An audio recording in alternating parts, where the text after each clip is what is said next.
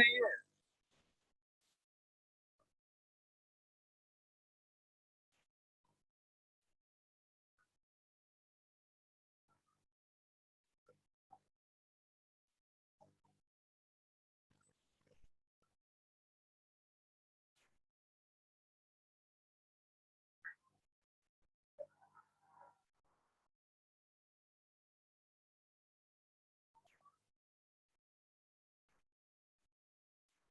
मत करो यार, मत करो, ये अपने समझा करो यार।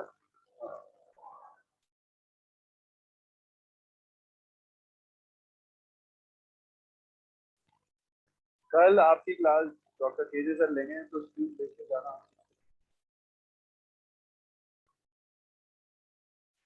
हाँ, केजे सर।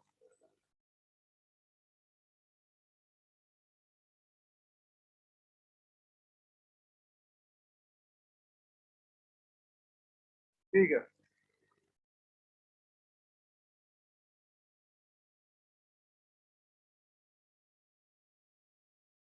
हाँ, 6 पॉस्टुलेट्स अपन ने देख लिए थे। बस बातें बिल्कुल बिल्कुल बिल्कुल बस सीरियसली। हाँ, मार्क्स का फायदा ना उठाओ। 6 पॉस्टुलेट देखे थे और काफी इजी थे, तो लगभग याद हो गए होंगे। लास्ट वाले में कुछ एनर्जी के अपन ने चेंज की बात करी थी, और डेल्टा ई कुछ लिखा था अपन ने ऐसे करके। Delta e is equal to energy higher minus energy lower. ये बात अपन ने करी थी। यहाँ डेल्टा ई किसकी एनर्जी है? वन पैकेट की, वन फोटोन की। और ये डेल्टा ई पॉजिटिव होगा या नेगेटिव होगा या दोनों हो सकता है? ये पॉजिटिव ही होगा, एनर्जी का गैप है। Delta E will always be positive. अब बात करते हैं जो मैथमेटिकल बातें बोर ने आगे कही, जैसे कि radius of orbit, velocity of electron, energy of electron. तो एक एक करके स्टार्ट करते हैं। First, radius of orbit. देखो, वैसे तो कई लोग डायरेक्ट फॉर्मूला लिख लेते हैं और वही याद करके चले जाते हैं, रेडियस और वेलोसिटी और एनर्जी का। पर थोड़ा सा डेरिवेशन पता होना चाहिए। पूरा याद ना हो, पर एटलीस्ट ये याद होना चाहिए कि ये रेडियस का फॉर्मूला आया कहां से था। क्योंकि शायद ये मैंने बताया था, नहीं बताया था, कि एक साल ऐसा था, रेडियस का फॉर्मूला शायद तुमको सब याद है, 0.529 into n square by z. ये सबको याद होता है, जो भी थोड़ा ईमानदारी से पेपर देने जाता है उसको ये याद होता है। लेकिन उन्होंने क्या किया, डेरिवेशन में इसके जस्ट पहले रेडियस का एक एक्सप्रेशन होता है, वो पूछ लिया। तो वो एक्सप्रेशन तो कोई याद करके जाता नहीं है, और डेराइव करना अगर थोड़ा सा आइडिया था तभी ठीक हो सकता है, तो मोस्टली वो सभी का गलत हुआ था। तो इसलिए हमें डेरिवेशन थोड़ा आइडिया होना चाहिए कि कैसे करते हैं, रेडियस का भी, वेलोसिटी का भी, एनर्जी का भी। क्योंकि रेडियस का आया तो हो सकता है वेलोसिटी या एनर्जी के लिए वो एक्सप्रेशन आ जाए। तो रेडियस ऑफ ऑर्बिट, दो फोर्सेस इलेक्ट्रॉन पे लगते हैं और वहीं से डेरिवेशन स्टार्ट होता है। दो फोर्सेस कौन से लग रहे हैं? इलेक्ट्रोस्टैटिक फोर्स ऑफ अट्रैक्शन, क्योंकि इलेक्ट्रॉन पे नेगेटिव चार्ज है एंड न्यूक्लियस पे पॉजिटिव चार्ज है। और दूसरा centrifugal force mv square by r. तो बस यहीं से स्टार्ट कर रहे हैं अपन कि k Q1 Q2 by r square is equal to mv square by r. Q1 charge किस पे? इलेक्ट्रॉन मान लेते हैं पहला पार्टिकल। तो Q2 चार्ज किस पे? न्यूक्लियस पे। तो इलेक्ट्रॉन का चार्ज अपन मान लेते हैं E। तो प्रोटॉन का चार्ज, मैं क्या पूछ रहा हूं और तुम क्या बोल रहे हो? इलेक्ट्रॉन का चार्ज E, तो प्रोटॉन का चार्ज भी E, P नहीं। इलेक्ट्रॉन का चार्ज E, प्रोटॉन का P, दोनों का बराबर ही है। तो इलेक्ट्रॉन का चार्ज E, वन प्रोटॉन का चार्ज भी E। लेकिन Q2 जो चार्ज है ना, ये न्यूक्लियस का है। तो क्या लिख देंगे? Z तो number of proton into E, एक प्रोटॉन का चार्ज। तो Ze कुल मिला के प्रोटॉन की वजह से जो चार्ज है न्यूक्लियस पे वो Ze है। E1 प्रोटॉन का, Z नंबर ऑफ प्रोटॉन, और divided by R square is equal to mv square by R। R एक कैंसिल हो गया तो ये आ जाएगा K ZE square by R is equal to mv square. ये फर्स्ट इक्वेशन आ गई। अब चाहो तो तुम इसको याद कर लो, K ZE square by R is equal to mv square, ये कोई बड़ी बात नहीं है। और फर्स्ट इक्वेशन ये, सेकेंड इक्वेशन थर्ड पोस्टुलेट के अंदर जो थी कौन सी, angular momentum mvr is equal to nh by 2 pi. तो ये हमें याद है, ये याद करना है तो ठीक, नहीं तो इजी से स्टेप्स में यहां तक भी पहुंच गए। अभी फोकस करना है अपने को r पे, तो यहां से अपने को इन दोनों इक्वेशन से r का एक्सप्रेशन निकालना है। तो क्या किया जाए, यहां से v की वैल्यू निकाल लो। v कितना दिख रहा है, nh बाय 2 बाय mr, ये v आया। इस v को यहां रखिए। तो हल्का फुल्का सा एक्सप्रेशन की बात करें, v वहां रखेंगे तो कुछ n square h square by नीचे 4 pi square m r square, क्योंकि ऊपर एक m है ना, तो एक m कैंसिल हो गया और r स्क्वायर तो है नीचे। कुल मिला के इस पूरे का स्क्वायर करके यहाँ रख दिया, तो नीचे क्या आया r स्क्वायर, यहाँ क्या है r, एक कैंसिल हुआ, एक r को साइड में ले आए, बाकी सबको एक साइड ले आए, वही एक्सप्रेशन बन गया। कोशिश करो कि क्या एक्सप्रेशन बन रहा है वो सोचने की और बोलने की। तो r is equal to n square h square, n square h square, क्योंकि यहाँ पे r है और यहाँ r स्क्वायर है, तो यहाँ r बचेगा, वो इधर जाएगा तो ये सब इधर आएगा। तो इधर ये n स्क्वायर h स्क्वायर था और नीचे 4 pi square m k z e square, ये एक्सप्रेशन था। ये k z e स्क्वायर वो देखो आ गया, और एक पास कैंसिल हो गया और r का तो हम साइड में ले आए। ये एक्सप्रेशन, ये फॉर्मूला पूछा गया था। तो 4 ऑप्शन देती है और कौन सा एक्सप्रेशन रेडियस का सही है, तो ये रेयरली ही कोई याद करके जाता है। अब या तो अपन इसी को याद कर लें, n square h square by 4 pi square m k z e square, या फिर ये जो अभी अपन ने किया है ये दिमाग में रखें, कभी पूछ ले तो बता देंगे। अब यहाँ पे ज्यादातर चीजें कांस्टेंट है, ये जो इतना खतरनाक एक्सप्रेशन है यही आसान बन जाता है और वो याद करने में आसानी होती है, इसीलिए लोग उसको याद करके जाते हैं। यहाँ पे वेरिएबल कौन है, n और z। देखो h Planck constant 4 pi m mass of electron, k Coulombic constant 9 into 10 की पावर 9, e इलेक्ट्रॉन पे चार्ज, z कांस्टेंट नहीं है, एटॉमिक नंबर बदल सकता है, ऑर्बिट नंबर बदल सकता है, रेडियस फर्स्ट ऑर्बिट का निकाल सकते हो, सेकंड का, थर्ड का, फोर्थ का। तो ये सब कांस्टेंट उठ करके जो एक्सप्रेशन आता है वो 0.529 into n square by z, ये रेडियस का फॉर्मूला आता है और ये आता है n स्क्वायर। ये तो डायरेक्ट याद करना है, ये एक्सप्रेशन पता होना चाहिए कैसे फाइंड कर सकते। 0.529 into n square by z, ratio पूछा जाए या प्रपोर्शनलिटी पूछी जाए तो r is directly proportional to n square by z। इसमें भी बोल दिया जाए सेम एटम का ऑर्बिट है तो z भी कांस्टेंट हो जाएगा। सॉल्व करते वक्त 0.53 रख देंगे, 0.529 को 0.53, और मूड अच्छा रहा तो 0.5 भी रख देंगे। ये एंगस्ट्रॉम में आएगा, किसी और यूनिट में कन्वर्ट करना हुआ तो देख लेंगे।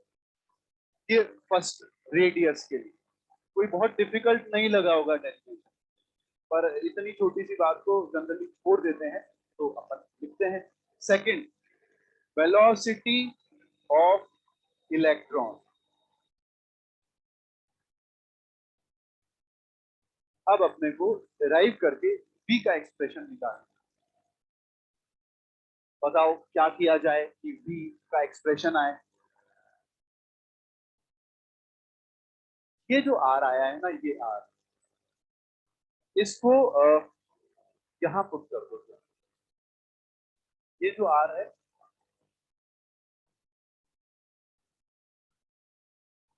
वो r यहाँ n square h square by 4 pi square m k z e square, फिर क्या होगा, फिर वेलोसिटी को पकड़ेंगे, बाकी सबको एक साइड भेज देंगे।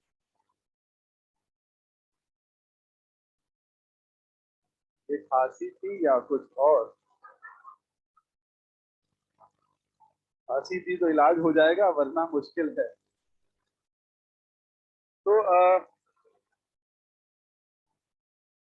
देखो इधर देखो, ये आर थोड़ा सा वहां पुट करना है, अपने को कोशिश करना है उसको उठा के यहाँ रखना है, और वेलोसिटी तुम बताओ क्या एक्सप्रेशन आ रहा है। ये पूरा यहाँ पे देखो, एन स्क्वायर एच स्क्वायर है ना, और यहाँ एन एच है, कैंसिल हो गया, इधर एन एच बचेगा। फिर 4 है और 2 है, तो वो 4 बचेगा। पाई स्क्वायर है, पाई है, तो वो पाई कैंसिल हो जाएगा, एम कैंसिल हो जाएगा। तो अब लगभग जो आएगा वो वहां बचा है 2 पाई, एम कैंसिल हो गया है, तो k Z E square by n h. यहाँ जो एन स्क्वायर एच स्क्वायर था, उससे एन एच एक कैंसिल हो गया, वो एन एच बचा था वो नीचे आ गया, ये मास कैंसिल हो गया।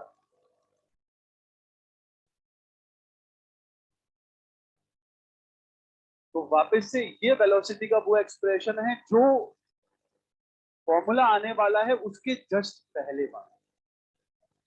अब फॉर्मूला वो तो याद करना ही है, दुनिया याद करके जाती है, 2.18 इंटू 10 की पावर 6। देखो z और n, तो z bye n metre per second, 2.18 into 10 की power 6 z bye n metre per second. यहाँ पे z वेरिएबल है, n वेरिएबल है, बाकी सब कांस्टेंट है, वो कांस्टेंट पुट करके ये आया। तो दिक्कत थर्ड टाइम पीरियड।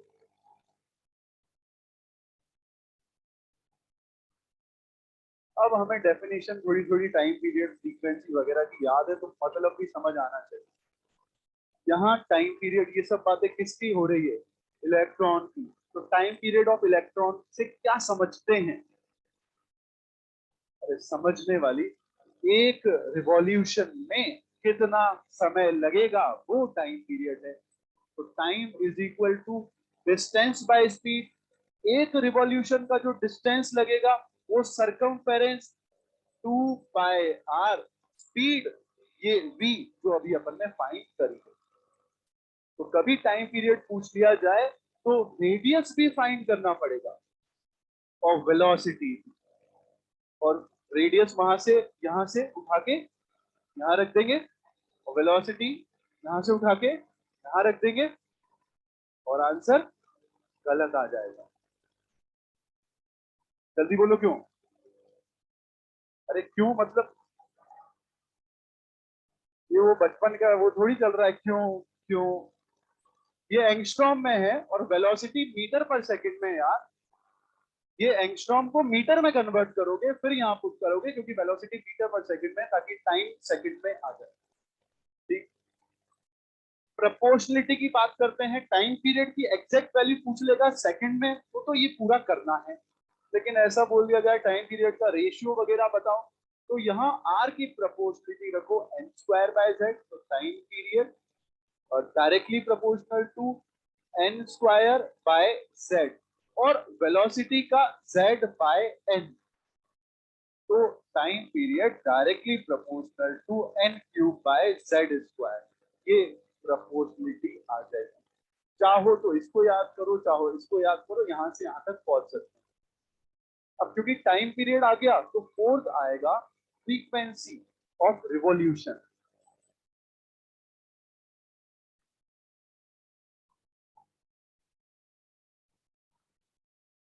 अच्छा, फ्रीक्वेंसी ऑफ रिवॉल्यूशन से आप समझते क्या है?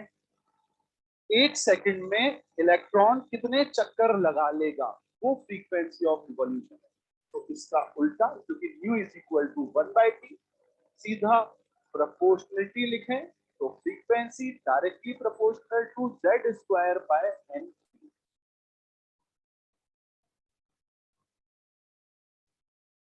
ठीक। नेक्स्ट क्या आएगा? एनर्जी।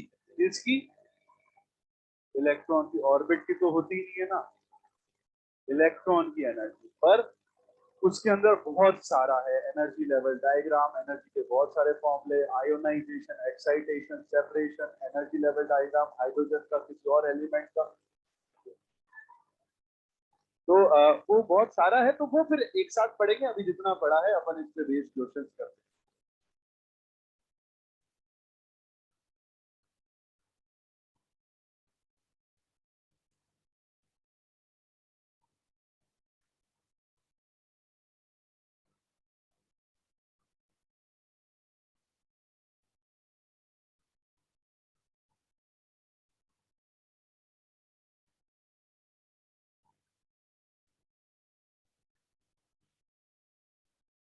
करा नोट तुम लोगों ने?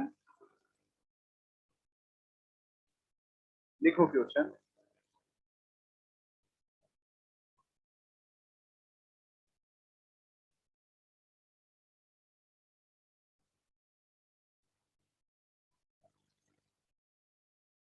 Determine radius ratio of,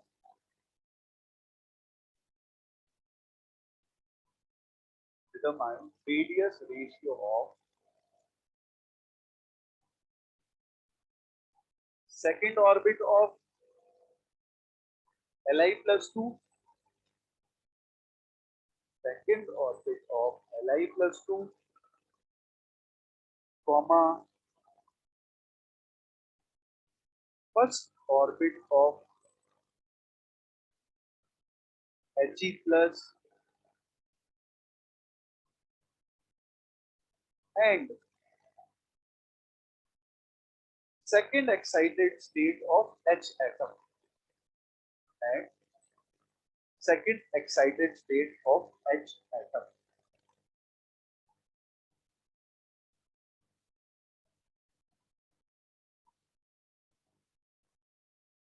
and second excited state of H atom.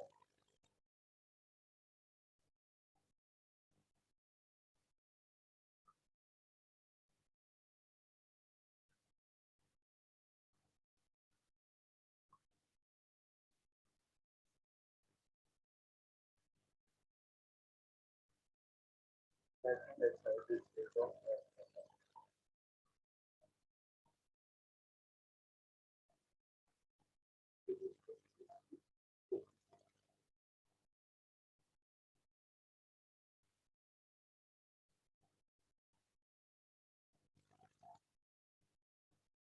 थोड़ा कोशिश करना है पेन चलाने या पेंसिल हाथ में तो भी चलाने, और दिमाग है तो थोड़ा सा वो भी चलाना।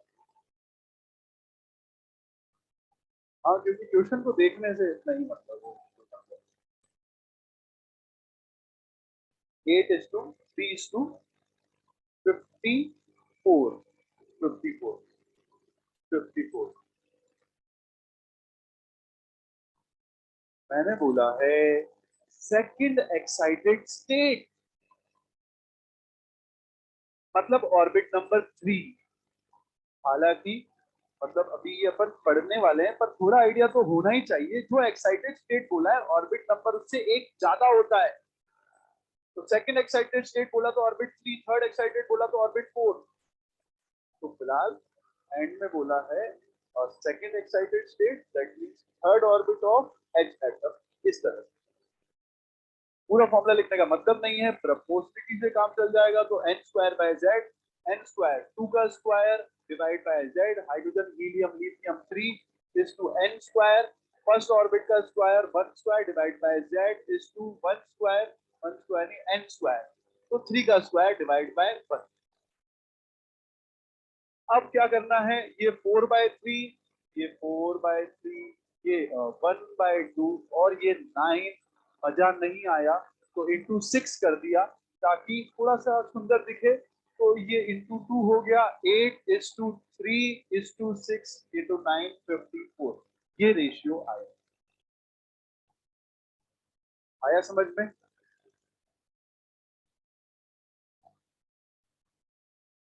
वो भी एक्साइटेड स्टेट बोला, ऑर्बिट नंबर उससे एक ज्यादा, और ऑर्बिट से एक्साइटेड स्टेट बोलना है 10th ऑर्बिट है, कौन सी excited state?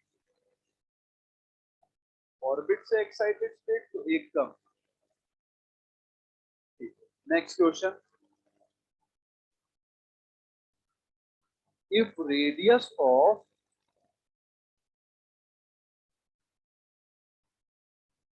if radius of first orbit of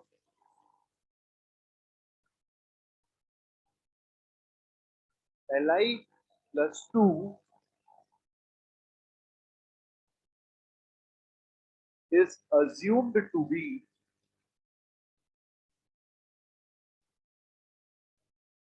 10 angstrom,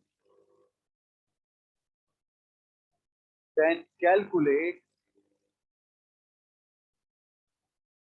radius of third orbit of H atom.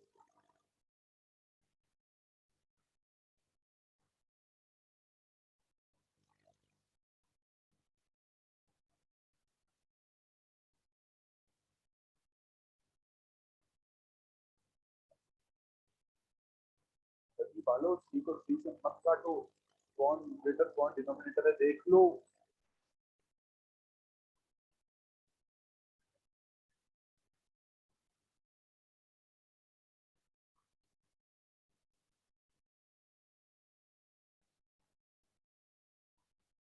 और इतनी देर मत लगाओ। 270 एंगस्ट्रॉम, रेशियो लेना है, एक दे दिया, दूसरा पूछा है रेशियो, रेशियो तो n स्क्वायर बाय z, तो first orbit of Li plus 2 तो 10 दे रखा है, थर्ड ऑर्बिट ऑफ हाइड्रोजन पूछा है, तो मैं इस तरह से लिख रहा हूँ, ऊपर n स्क्वायर, 10 वाले का n स्क्वायर मतलब 1 square divide by z, hydrogen helium lithium 3 divided by n square, third orbit बोला है हाइड्रोजन का, तो 3 स्क्वायर डिवाइड बाय z1, तो कोई 3 कैंसिल नहीं हो रहा है, 1/27 उधर गया, तो radius of third orbit of hydrogen is 270 angstrom.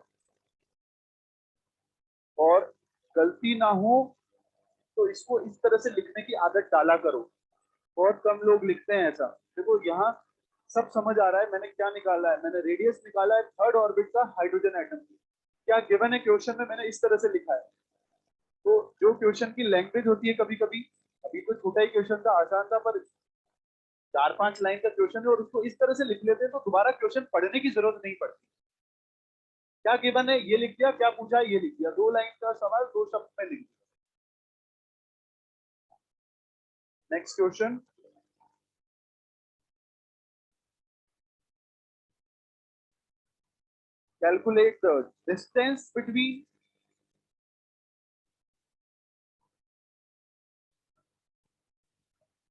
calculate the distance between third and fourth orbit of He plus. Calculate the distance between third and fourth orbit of He plus.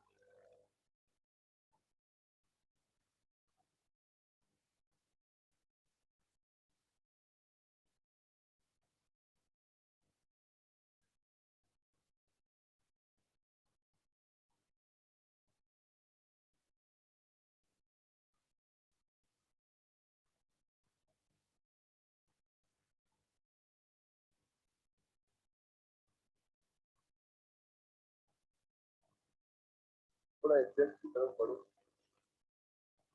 है difference अंतर minus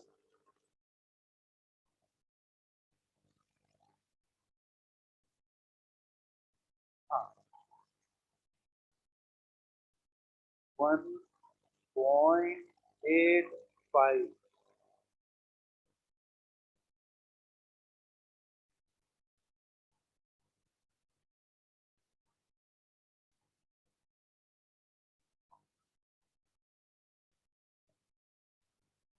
कोशिश करो थोड़ा सा speed बढ़ाने की easy question है तभी कॉन्फिडेंस आता है डिफिकल्ट क्वेश्चन में भी मॉड्यूल सॉल्व करते वक्त भी और सेम एग्जाम में अभी स्पीड कम तो फिर घर पे भी कम तो फिर पेपर में भी कम और आगे भी कम।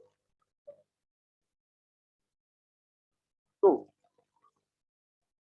अब इसको क्वेश्चन को ऐसे लिख सकते हैं ना क्या पूछा है रेडियस ऑफ थर्ड और fourth orbit difference between radius of third and fourth orbit ये फोर्थ ऑर्बिट है ये थर्ड ऑर्बिट है तो बस ये माइनस ये करना है मतलब क्या करना है R4 माइनस R3 ये करना है तो फॉर्मूला लगाते हैं अब इसके लिए भी वही फॉर्मूला इसके लिए भी वही फॉर्मूला तो जो कॉमन आ रहा है कॉमन निकाल लेते हैं 0.53 इंटू एन स्क्वायर तो कॉमन आएगा नहीं दोनों का ऑर्बिट नंबर अलग है तो 0.53 into n square by z h e plus है तो जेड कितना 2 और अंदर एन स्क्वायर मतलब 4 का स्क्वायर माइनस 3 का स्क्वायर 16 माइनस 9 7 आ गया 7/2 कितना आ गया 3.5 ये कुछ मल्टीप्लाई करना है और ये आ जाएगा 1.85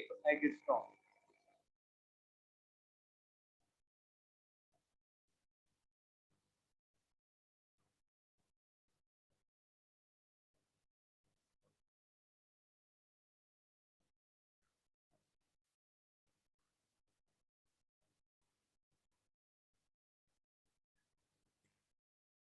if radius ratio of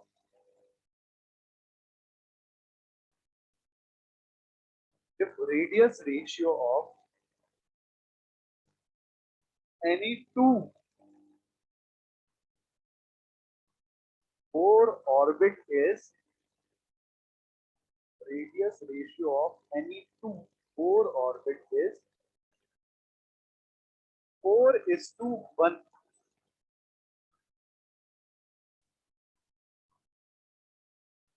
then identify the orbit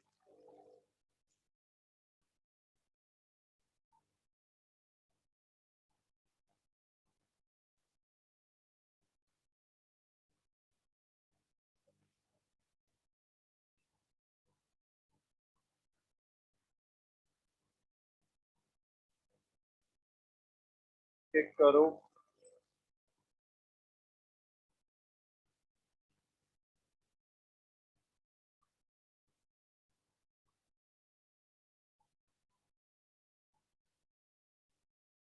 option लिखो चेक करो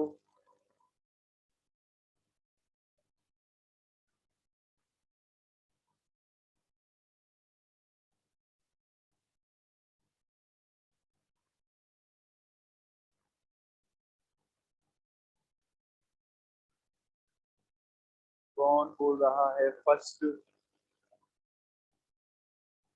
कौन बोल रहा है सेकंड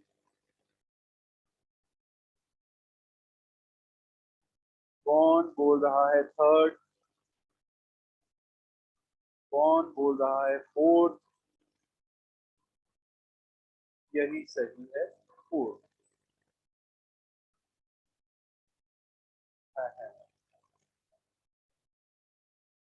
देखो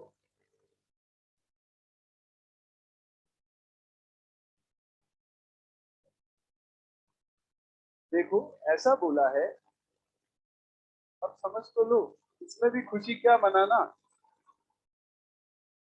दुख में भी खुशी ढूंढते हैं हम तो सब बोला है रेडियस का ratio of any two orbit is 4:1 तो आर एक्स मान लो आर वाई मान लो, पता नहीं कौन से ऑर्बिट है, वो 4/1 दे रखा है क्वेश्चन। अब हमें जो फॉर्मूला पता है n²/z, उसमें से भी जाहिर सी बात है, अगर किन्हीं दो ऑर्बिट की बात करी है तो सेम एटम के ही दो ऑर्बिट है, तो z दोनों के लिए सेम है। तो रेडियस का फॉर्मूला n²/z होता है, z भी हटा दो, n²। तो यहाँ क्या लिख दूं मैं, ऑर्बिट नंबर x का स्क्वायर और ऑर्बिट नंबर y का स्क्वायर। कोई दिक्कत? तो अब ऑर्बिट नंबर x का स्क्वायर y का स्क्वायर रूट ले लेते हैं, तो nx/ny क्या आ गया, 2/1। अब एक्चुअल में गड़बड़ क्या होती है, ऐसा ये मेरे हिसाब से ये तुमने किया होगा, या ये भी नहीं किया तो इतना करना चाहिए था। अब गड़बड़ ये होती है कि ऐसा लगता है कि ये ऑर्बिट नंबर 1 है तो ये k है, और ये ऑर्बिट नंबर 2 है तो ये l है। अब ये रेशियो आया है 2/1, किसी और के लिए भी तो 2/1 रेशियो आ सकता है, तो यहीं पे इसको के और एल मानना गलत है, ये रेशियो आया है। अब क्या करेंगे, ऑप्शन पे आएंगे, के एंड एल, इसका मतलब हो गया 1 and 2, एन एंड एल, के एल, तो इसको 4 and 2, ये 2 and 1। अब ए वाले में पुट करा तो तुम्हारा 1/2 आंसर आएगा, ये वो तो है नहीं, आना तो चाहिए 2/1। सेकंड 4/2 बोला तो 2/1 आ रहा है, थर्ड में भी तो 2/1 आ रहा है, इसलिए both B and C.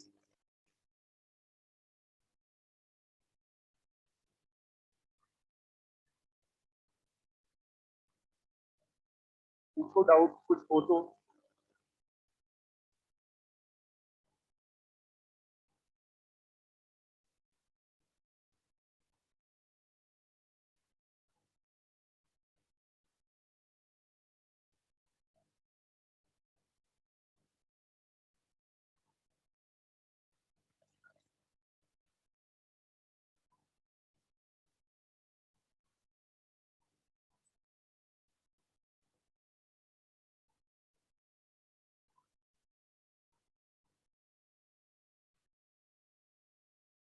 Next लिखते हैं,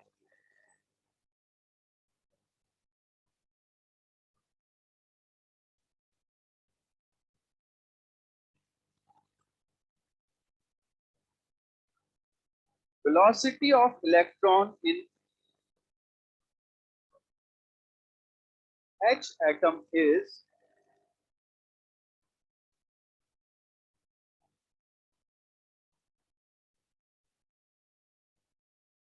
1.09 into 10⁶ meter per second।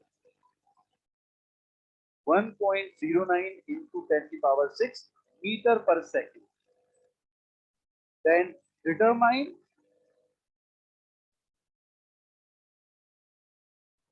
circumference of orbit।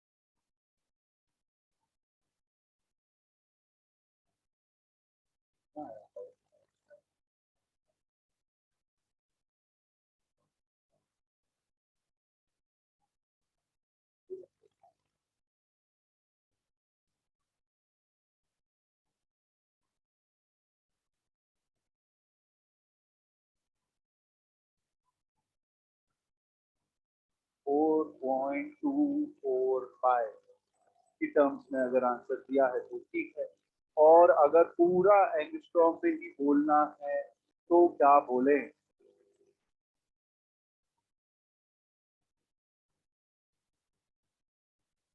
Four 4.24 आया है और इसको पाए करोगे तो 1.6 क्यों बोल रहे हो? 13 पॉइंट कुछ एंगस्ट्रॉम। सरकमफेरेंस पूछा है तो लिख दो 2 पाई आर। अब रेडियस का फॉर्मूला सोचोगे तो 0.53 into n square by z. Z तो है, एन ऑर्बिट नंबर नहीं है। उसके लिए वेलोसिटी दिया है, वेलोसिटी का फॉर्मूला सोचोगे तो velocity is equal to 2.18 into 10⁶ z by n. Z 1, orbit number नहीं पता तो ऑर्बिट नंबर आ गया 2।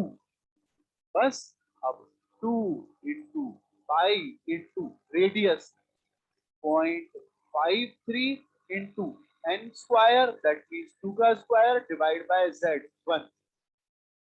4 इंटू 2 8। 8 इंटू 0.5 का मतलब होता है, 0.5 का मतलब होता है आधा। 0.5 मतलब क्या होता है? 1/2। तो 8 का आधा आया 4, लेकिन ये 0.53 है, मतलब 4 से थोड़ा सा ज्यादा, तो 4.2 मान लेते। 4.2 इंटू पाई 3.14। 4 इंटू 3 12, लेकिन उससे ज्यादा, क्योंकि ये भी थोड़ा, ये भी थोड़ा, ये थोड़ा और थोड़ा मिलके थोड़ा ज्यादा, तो 13 एंगस्ट्रॉम। यही तो अप्रोक्सीमेशन होता है, हंसने की बात नहीं थी इसमें। तो लगभग 13 के आसपास आंसर आ जाएगा।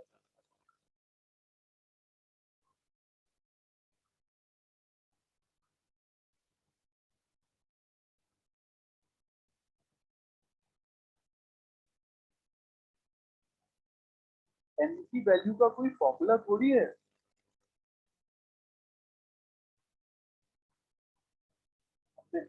एन निकाला, फिर आर निकालो। आर निकालो, आर निकाल के सरकमफेरेंस के लिए 2 पाई आर करो। In a certain electronic transition in a certain, इतनी बार तो मैंने क्वेश्चन भी बोला, जितनी बार तो मैं क्या बोला। इन a certain electronic transition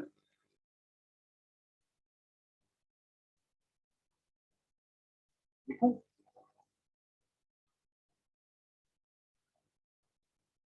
a certain electronic transition in hydrogen atom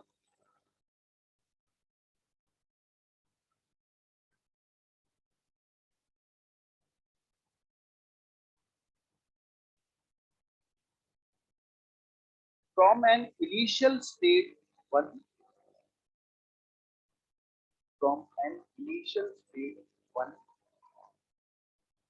to final state 2,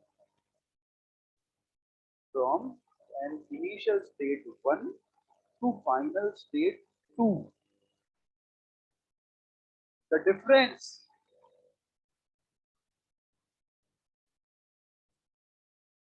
in the orbit radius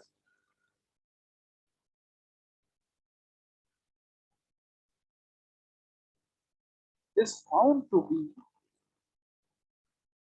is found to be 24 times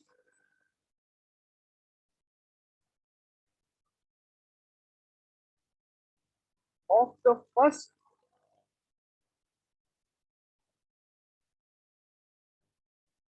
4 radius, of the first 4 radius. Then determine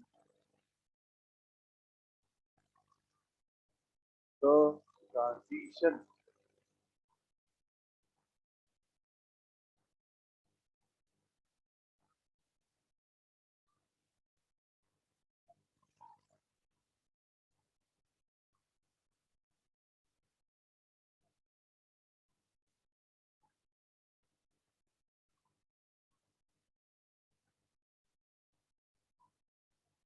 ये options हैं।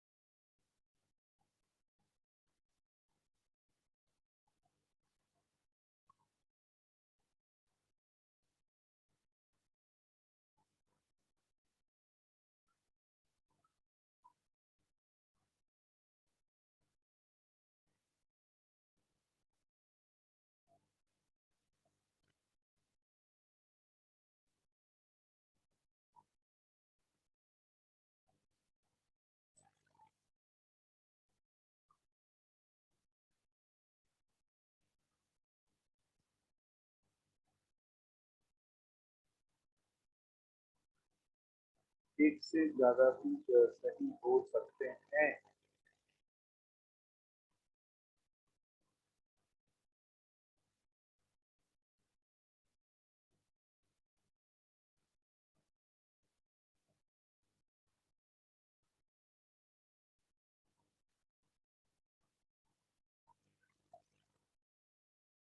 तो एक से ज्यादा भी सही हो सकते हैं, तो कौन से दो आए? Second and fourth. इतना डिफिकल्ट नहीं है, लैंग्वेज थोड़ी ज्यादा है। तो जैसा मैंने तुम्हें बताया, जो भी बोला गया है ना, उसको थोड़ा लिखने की कोशिश करो जब भी किसी क्वेश्चन में अटक जाओ तो। ऐसे बोला है किसी फर्स्ट ऑर्बिट से, अभी किसी फर्स्ट ऑर्बिट का मतलब n1 नहीं, किसी फर्स्ट ऑर्बिट से किसी सेकंड ऑर्बिट पे जा रहा है, क्योंकि यही तो वो पूछ रहा है कि ये पहला ऑर्बिट कौन सा है और ये जो जा रहा है ये ऑर्बिट कौन सा है, ट्रांजिशन कहां से कहां है, यही तो वो पूछ रहा है। तो तुम 1 से 2 तो मानो ही मत। हाँ, ये बोल सकते हो किसी ऑर्बिट से किसी ऑर्बिट पे इलेक्ट्रॉन जा रहा है। तो कैसे लिखे इसको? रेडियस, यहाँ ऑप्शन है, यहाँ लिखते हैं रेडियस ऑफ किसी रेडियस माइनस करेंगे तो ज्यादा माइनस कम, तो रेडियस किसी हायर ऑर्बिट का माइनस रेडियस किसी लोअर ऑर्बिट का, कहीं से कहीं जा रहा है। तो ये मैंने उनका क्या लिख दिया? डिफरेंस। क्वेश्चन बोल रहा है ये भी उसका डिफरेंस है, ये बराबर है 24 times radius of first Bohr orbit. तो फर्स्ट बोर ऑर्बिट मतलब हाइड्रोजन के फर्स्ट ऑर्बिट। और खैर हाइड्रोजन बोला है क्या उसने? कुछ बोल ही दिया है। तो फिर फर्स्ट बोर ऑर्बिट मतलब रेडियस का formula 0.53 into n square first orbit और जेड 1। तो ऐसे ही रेडियस का फॉर्मूला किसी हायर ऑर्बिट पे और लोअर ऑर्बिट पे भी लगा दो। तो रेडियस का फॉर्मूला होता है 0.53 और इंटू एन स्क्वायर, तो एन हायर ऑर्बिट का स्क्वायर डिवाइड बाय जेड तो 1 है। फिर ऐसे ही माइनस 0.53 इंटू किसी लोअर ऑर्बिट का ऑर्बिट नंबर और उसका square divide by 1 is equal to 24 times 0.5। तो ये इक्वेशन बन गई। अब क्या हुआ? 0.53 0.53 0.53 कैंसिल, तो किसी हायर ऑर्बिट किसी लोअर ऑर्बिट और ये 24 हायर ऑर्बिट का ऑर्बिट नंबर का स्क्वायर, ऐसे ही वहां लोअर का orbit number square is equal to 24। इसके आगे ऑप्शन की मदद से ही बढ़ सकते हैं, वरना नहीं बढ़ सकते, क्योंकि उसने ना तो पहला ऑर्बिट बताया ना बाद वाला ऑर्बिट बताया। तो दो वेरिएबल है तो नहीं बढ़ सकते, तो क्या करेंगे? ऑप्शन पुट करेंगे। पहला ऑप्शन पुट किया 25 का स्क्वायर -1, क्या कभी 24 आ सकता है? नहीं।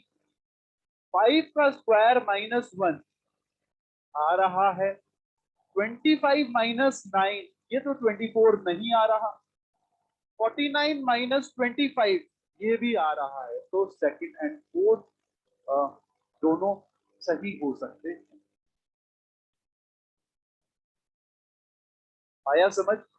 जितनी डिफिकल्ट लैंग्वेज थी, जितनी सारी लाइनें थी, उससे काफी जल्दी सॉल्व हो।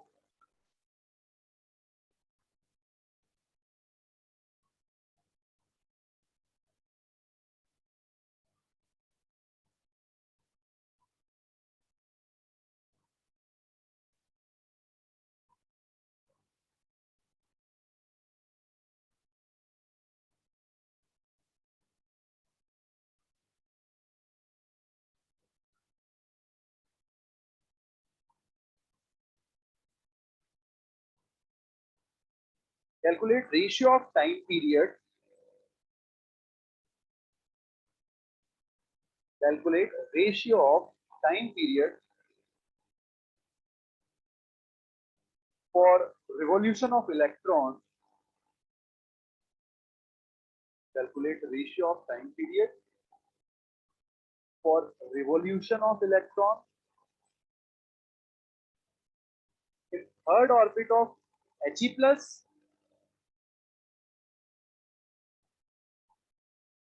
and third excited state of H atom and third excited state of H atom.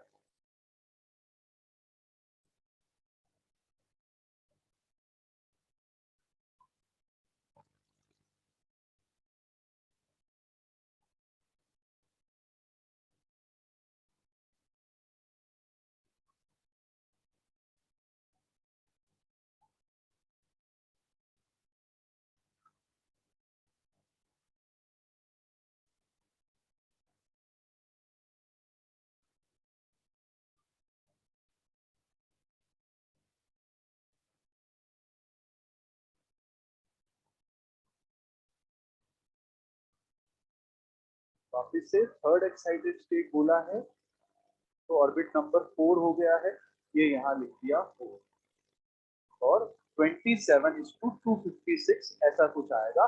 Time period का n³/z², ये याद होना चाहिए। तो n³ क्योंकि क्या है, सारे फॉर्मूले में या तो स्क्वायर होता है, तो वो हमें क्या है n³ फॉर्मूला तो लिख दिया, लेकिन लिखते वक्त ना स्क्वायर ही लिखने में आ जाता है। तो 3 का cube n³ divide by z², तो 2 का स्क्वायर और डिवाइडेड बाय n³, 4 का क्यूब और डिवाइडेड बाय 1 का स्क्वायर। तो कुल मिला के कितना आया? 27/256।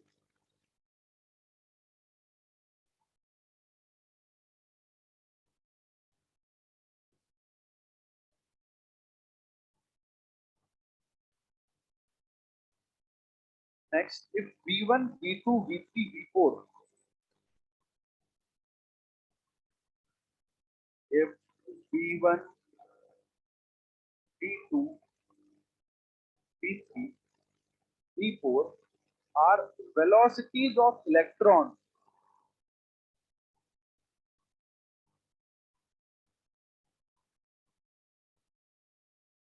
in first orbit of H, first orbit of H, comma He plus, comma Li plus 2 and beryllium plus 3.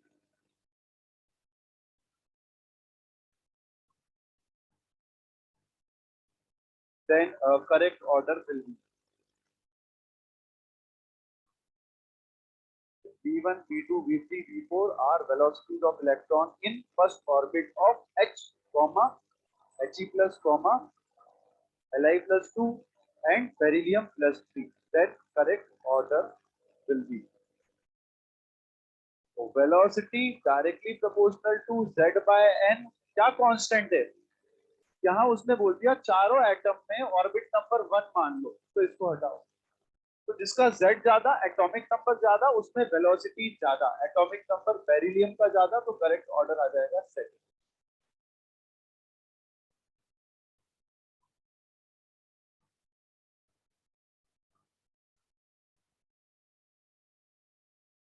ठीक है, तो अब बातें हो गई रेडियस की, वेलोसिटी की और टाइम पीरियड ऑफ फ्रीक्वेंसी की। तो नेक्स्ट आते हैं एनर्जी। किसकी एनर्जी? इलेक्ट्रॉन की एनर्जी। कहां पे? किसी एटम के किसी ऑर्बिट में। तो कौन सा number? 5th, energy of electron. तो रेडियस, फिर वेलोसिटी, फिर टाइम पीरियड, फिर फ्रीक्वेंसी, तो फिर हुआ एनर्जी ऑफ इलेक्ट्रॉन। हमें फाइंड करनी है। फिर से डेरिवेशन बिल्कुल याद ना हो पर थोड़ा आइडिया हो कि हाँ क्या करते थे। तो हमें फाइंड करनी है इलेक्ट्रॉन की टोटल एनर्जी। टोटल एनर्जी बराबर kinetic energy plus potential energy.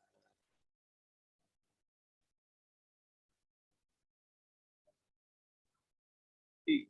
अब जो रिलेशन हमने दो फोर्सेस को बैलेंस करके निकाला था अभी रेडियस के डेरिवेशन में, k Q1 Q2 by r square और एफ स्क्वायर बाय आर करके वहां से आया था k Z E square by r is equal to m v square. वो एक कैंसिल हो गया था तो ये आया था। अब काइनेटिक एनर्जी का फॉर्मूला हमें पता है, हाफ एम वी स्क्वायर। अगर इधर हाफ से और इधर हाफ से मल्टीप्लाई कर दिया तो हाफ एम वी स्क्वायर मतलब काइनेटिक एनर्जी। तो काइनेटिक एनर्जी का फॉर्मूला क्या आ गया यहाँ पे? Half k Z E square by r. Potential energy के लिए के Q1 Q2 बाय आर, तो वो आ जाएगा minus k Z E square by r. Total energy इन दोनों का सम, ये प्लस हाफ और ये -1, बाकी सब सेम है तो ऐड करके माइनस में आएगा और हाफ आएगा और k Z E square by r. जैसे जैसे इलेक्ट्रॉन दूर जाता जाएगा न्यूक्लियस से वैसे वैसे रेडियस ऑफ ऑर्बिट बढ़ेगा। जैसे जैसे रेडियस बढ़ेगा वैसे वैसे टोटल एनर्जी का क्या होगा? रेडियस बढ़ा, टोटल एनर्जी का क्या हुआ? बोलो ना। बढ़ेगी, बढ़ेगी। पोटेंशियल एनर्जी का क्या हुआ? बढ़ेगी।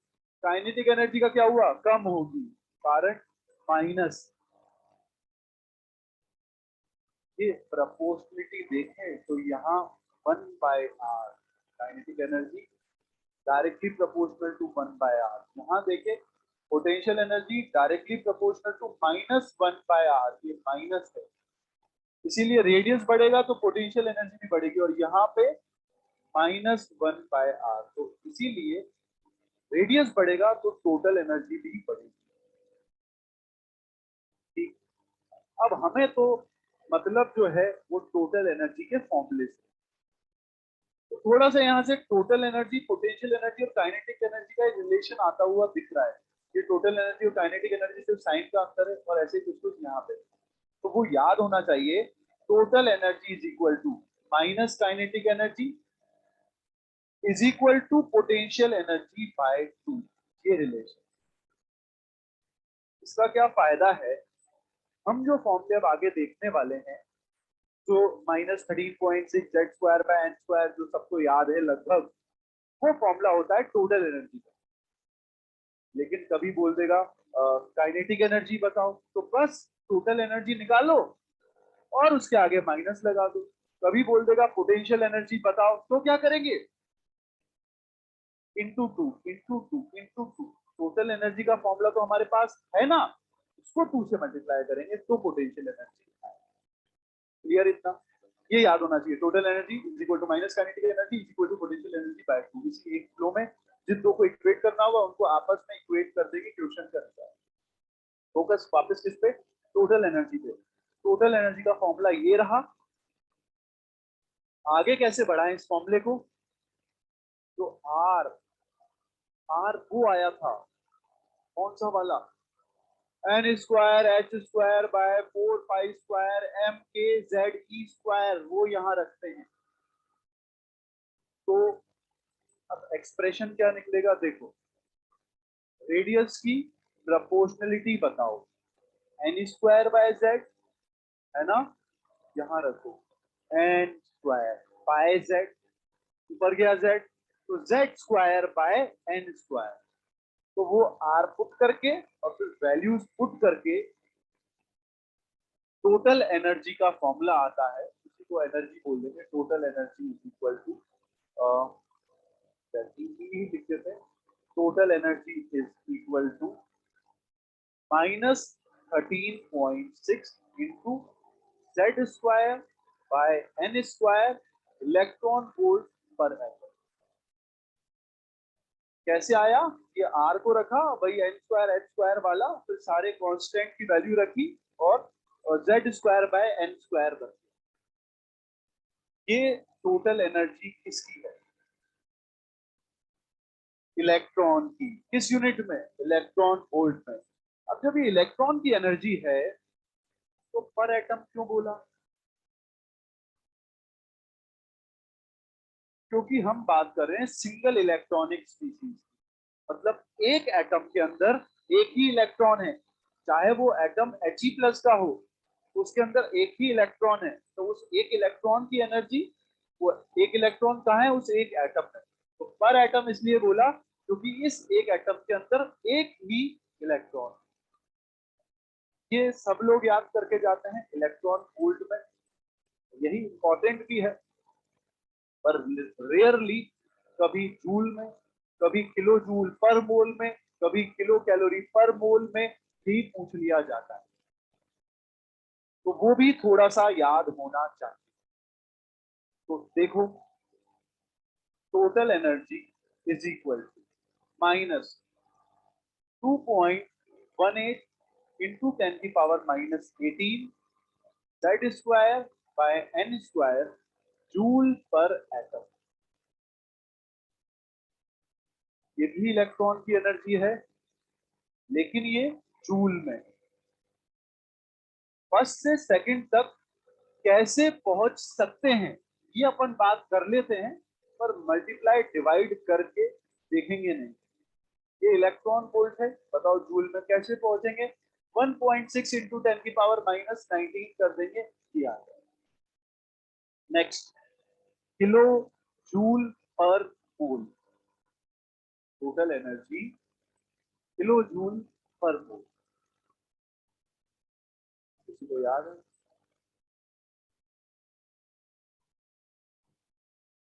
यूनिट सुनना क्या है, किलो जूल पर मोल।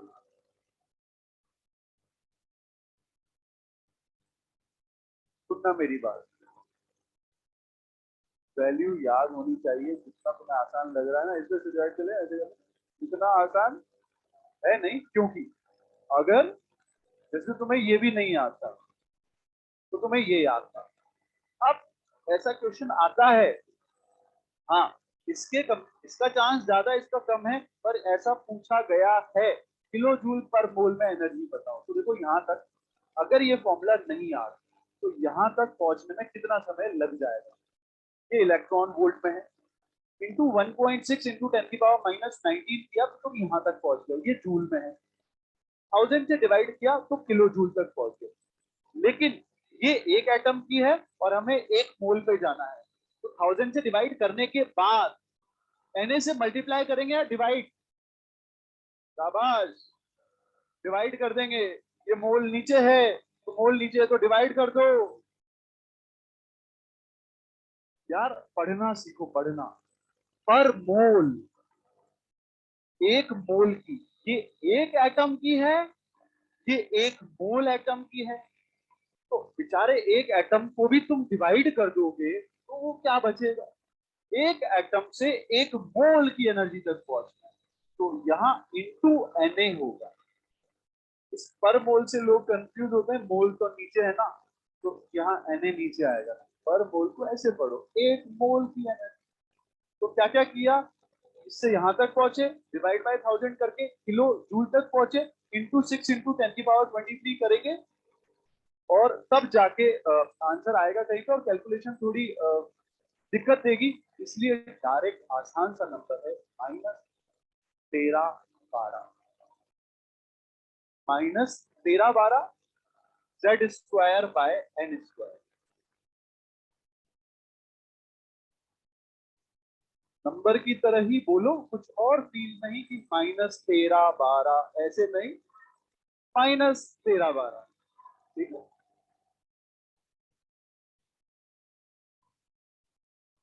नंबर मेरे हिसाब से अब याद हो जाएगा, -1312। देखो माइनस वैसे ही याद है क्योंकि सब में माइनस आ रहा है। Z square by N square वैसे ही पता है। एक नंबर याद करना है, एक यूनिट याद करना है, किलो जूल पर मोल। अच्छा, किलो कैलोरी पर मोल तक पहुंचना है, किलो कैलोरी पर मोल। अरे यार, किलो जूल से किलो कैलोरी पहुंचना है तो डिवाइड बाय 4.2, तो total energy is equal to -313.8 into Z square by N square kilocalorie पर।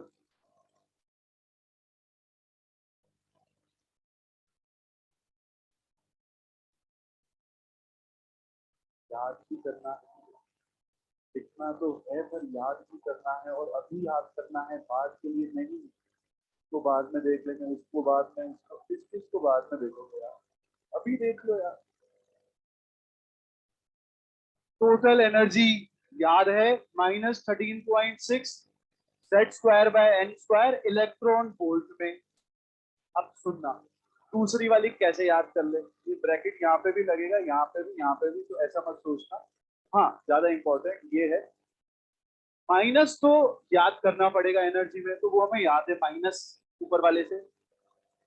वेलोसिटी का फॉर्मूले के आगे वाला नंबर बोलना, टू, ये रहा, 2.18 इंटू 10⁻−18, और Z square by N square, ये जूल में। 1312 तो हो ही गया अपना, तो -1312, ये यूनिट भी याद रख लेना, पता लगे 1312 और यूनिट क्या, तो किलो जूल पर मोल।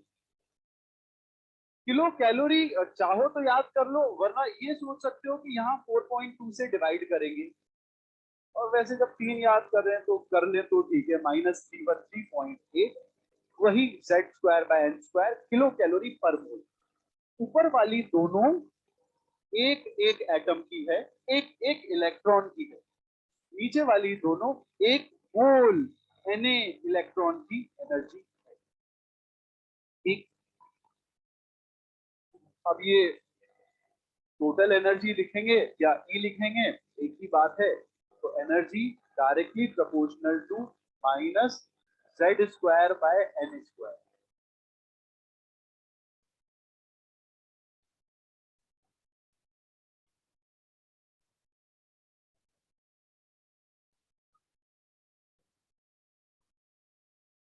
जैसे जैसे ऑर्बिट नंबर बढ़ेगा, वैसे वैसे टोटल एनर्जी बढ़ेगी, माइनस लगा हुआ है। और वैसे भी हमें याद है, लोअर ऑर्बिट पे एनर्जी कम होती है, हायर ऑर्बिट पे एनर्जी भी हायर होती है। 6 पॉस्टुलेट जो लास्ट क्लास में दिखा था, वहां पे ऐसी कोई अपन ने बातें करी। तो इसका मतलब सबसे कम एनर्जी कौन से ऑर्बिट, क्योंकि सबसे लोअर पे सबसे कम फर्स्ट ऑर्बिट, सबसे कम, तो वहां एनर्जी सबसे कम, सबसे कम। अब कम क्यों, क्योंकि नेगेटिव लगा हुआ है ना, नेगेटिव लगा हुआ है, तो वो सबसे कम एनर्जी होगी। या ये बोल सकते हो माइनस में सबसे ज्यादा। फर्स्ट ऑर्बिट की एनर्जी कितनी होती है, -13.6, सेकंड की -3.4। तो या तो ये बोल दो फर्स्ट ऑर्बिट की एनर्जी सबसे कम, यही ठीक है वैसे। माइनस में ज्यादा ये बोलने में थोड़ा डाउट आ जाता है। तो फर्स्ट ऑर्बिट की एनर्जी सबसे कम, ये सबसे कम एनर्जी क्या बताती है?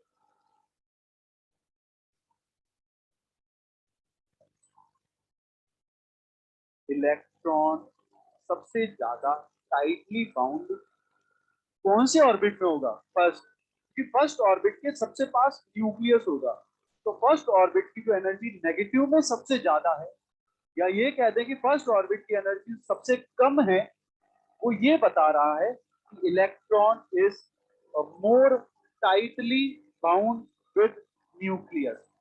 जैसे जैसे ऑर्बिट बढ़ता जाएगा, ये लूजली बाउंड होता जाएगा इलेक्ट्रॉन। ये कुछ बातें थी। अब थोड़ा सा first, second, third, fourth, fifth, sixth, या सिक्स छोड़ो, फिफ्थ ऑर्बिट तक इलेक्ट्रॉन की एनर्जी पता होनी चाहिए हाइड्रोजन एटम। जैसे अब हाइड्रोजन के लिए अगर हमें फर्स्ट ऑर्बिट की एनर्जी बताना है, -13.6 इलेक्ट्रॉन वोल्ट, करेंगे क्या? यहाँ भी वन, यहाँ भी वन, तो आ गया। सेकंड ऑर्बिट की एनर्जी हाइड्रोजन के -3.4, आया कैसे ये? -13.6 into 1 square divide by 2 square, मतलब -13.654, ये होता है -3.4 इलेक्ट्रॉन वोल्ट। ऐसे ही energy of third orbit of hydrogen atom is -13.6 into 1 square by 3 square, कितना? -1.51 इलेक्ट्रॉन वोल्ट। तो इसी तरह से फोर्थ ऑर्बिट -0.85 इलेक्ट्रॉन वोल्ट। ऐसे ही फिफ्थ ऑर्बिट पे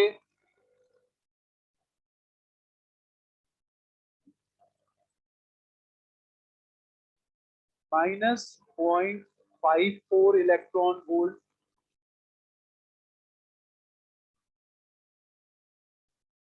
मेरे अकॉर्डिंग यहाँ तक इनफ है। कोई चाहे तो ये सिक्स ऑर्बिट की एनर्जी -0.377, जिसको 0.38 बोल सकते हैं।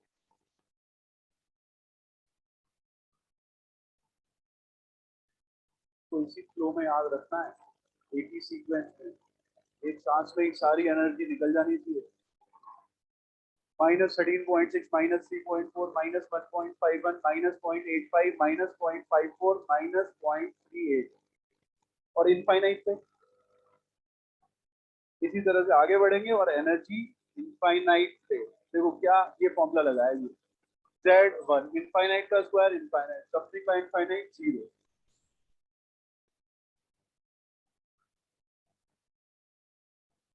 तो सबसे ज्यादा एनर्जी कहाँ आई? फर्स्ट पे नहीं, मैं तो ऐसे ही ऐसे कर रहा था। सबसे ज्यादा एनर्जी यहाँ पे आई है, ये 0, ये सबसे बड़ा है, वो तो -13.6 है। सबसे ज्यादा एनर्जी इनफाइनाइट पे। ये क्या बता रहा है? जीरो जो आया है क्या बता रहा है? Electron is free. अब इलेक्ट्रॉन अपने रास्ते, एटम अपने रास्ते। ये बता रहा है इनफाइनाइट ऑर्बिट का मतलब ये first, second, third, fourth. Infinite मतलब अब इलेक्ट्रॉन एटम के बाहर है। अब इलेक्ट्रॉन एटम के बाहर है। अब एटम के बाहर है तो ये न्यूक्लियस था, इस पे क्या इन्फ्लुएंस रहेगा? कुछ नहीं, ये बता रहा है। और नेगेटिव में सबसे ज्यादा एनर्जी ये बता रही है कि जैसे जैसे अंदर अंदर अंदर, तो सबसे पास वाला इलेक्ट्रॉन सबसे ज्यादा बाउंडेड है, इसीलिए उसकी एनर्जी नेगेटिव में ज्यादा है। आया? ये याद कर लिया। -13.6, -3.4, -1.51, -0.85, -0.54, इतना चल जाएगा, चल जाएगा। ठीक। तो इसके बाद अपन नेक्स्ट क्लास में पढ़ेंगे, क्योंकि एनर्जी लेवल डायग्राम बनाना पड़ेगा, तो ऐसे ऐसे ऐसे बनाएंगे, नेक्स्ट क्लास में बात करेंगे।